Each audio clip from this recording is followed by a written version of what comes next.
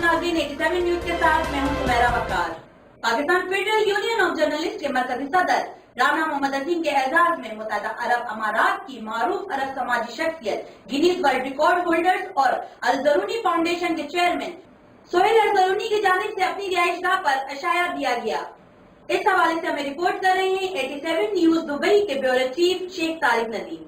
Pakistan federal union of journalist के मरकजी सदर राना मोहम्मद अजीम के एजाज में मुत्तहिदा अरब इमारात की मारूफ अरब समाजी शख्सियत गिनीज वर्ल्ड रिकॉर्ड होल्डर और अल जरूनी फाउंडेशन के चेयरमैन सोहेल अल जरूनी की जानब से अपनी रिहाइशगाह पर इशाइया तकरीब का इनेकाद किया गया। PFUJ के मरकजी सदर राना मोहम्मद अजीम ने मेजबान सोहेल अल जरूनी की पाकिस्तान में सोशल खिदमात पर इनको खिराज तहसीन पेश किया और कहा कि पाकिस्तान और UAE दोनों बिरादर ममालिक हैं, हमारे रिश्ते दिहाइयों पर मुहित हैं और बहुत मजबूत हैं। सदर PFUJ ने कहा कि हिज एक्सीलेंसी सोहेल अल जरूनी इमाराती हैं, लेकिन हम पाकिस्तानी इनको UAE में अपना सफीर समझते हैं। तकरीब में PFUJ जोन के ओहदेदारान और पाकिस्तान से आए सीनियर सहाफियों की मौजूदगी में सोहेल अल जरूनी ने कहा कि पाकिस्तान को मैं अपना दूसरा घर समझता हूँ और पाकिस्तान एक बहुत खूबसूरत और महफूज मुल्क है। I love Pakistan. It's like my second country. I always sing like this.